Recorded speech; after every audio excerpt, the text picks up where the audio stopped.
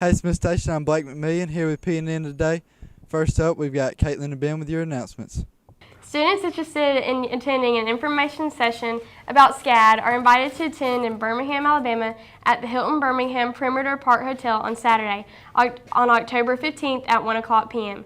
Register to attend at www.scad.edu/your area. If you are interested in finding out more about the 51 women's colleges in the United States, visit the Women's College Coalition at www.womenscolleges.org. The University of North Alabama in Florence is hosting a preview day on Saturday, November 5th, starting at noon. You can also attend the UNA versus West Georgia football game that evening. To register for the preview day, go to www.una.edu/previewday by October 31st. The University of Mobile, one of America's best Christian colleges, is hosting preview days on October 21st, November 11th, February 10th, and March 15th. To register, go to www.umobile.edu/visit. Thank you, Smith Station. Now off to Brad with your sports update. Hey there, Smith Station. This is Bradley Exum here with your college and pro sports. There were lots of big games this past weekend in the SEC.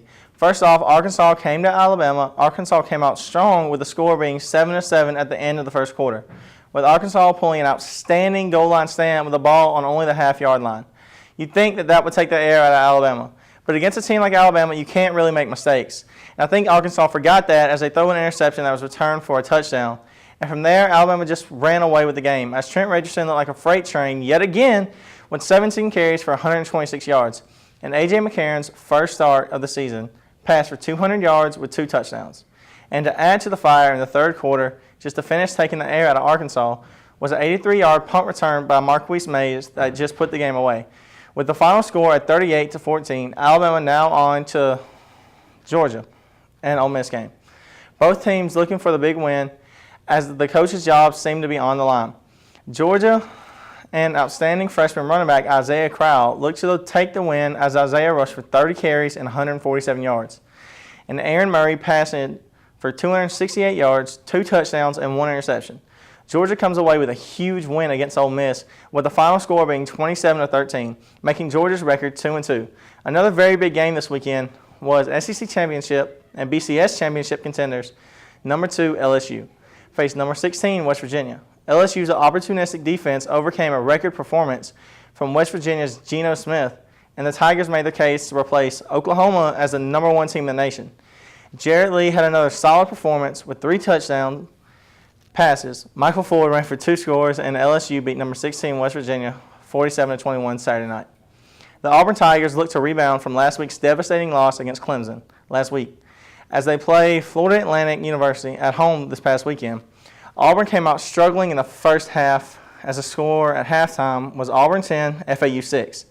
But just a minute 26 into the second half, Jermaine Whitehead stepped in front of a pass by FAU quarterback and intercepted it going 25 yards for the touchdown return. Then Ontario McCaleb had a 51-yard receiving touchdown from Barrett Trotter to score as a touchdown as Auburn came away with a 30-14 win. It was still not a good showing on the Tigers' part as they failed to run the ball successfully as sophomore running back Michael Dyer rushed for only 68 yards on 14 carries. If the Tigers continue to play like they have been, it will not look good for them the rest of the season as they still have to face South Carolina, Florida, Georgia, LSU, and most importantly, Alabama. Now on to the pro sports. The Atlanta Falcons lost at a close one against the Tampa Bay Buccaneers in a score of 16-13. Roddy White had 9 receptions for 140 yards, and rookie Julio Jones had 6 catches for 115 yards, including a 49-yarder that set up Ryan's 10-yard touchdown pass to Gonzalez, who tied Isaac Bruce for 9th on the NFL career touchdown reception list. Atlanta's running game was non-existent, as Michael Turner, who had been averaging nearly 7 yards a carry, being limited to only 20 yards on 11 attempts. Overall, the Falcons played very hard. They just couldn't pull it out in the end. And the Braves, as they tried to make the playoffs this year, they are 1.5 games ahead of the San Diego Padres and tied in the win column, but behind one in the loss column with the San Francisco Giants. The Braves need the Padres to lose their games. If so, the Braves will only have to win 1 game against the Phillies to make it to the wild card in the playoffs. That's it for today. For game times, visit panthernews.com. Once again, I'm Bradley Exum, and this is PNN Sports. Now off to Christy Allmendinger with hopefully some good news of the weather cooling off. Thanks, Blake. Today's weather is a high of 88 and a low of 66 with only a 40% chance of rain. But it's partly cloudy, sun still be shining. No need to worry. For your Wednesday, it'll be a high of 86 and a low of 62. Partly cloudy with only a 20% chance of rain, so we're getting down from that rain. It's pretty good. And that was your weather. Christy Almanier, PNN. I'm Blake McMillian. Thanks for watching, and from everyone at PNN, have a great day.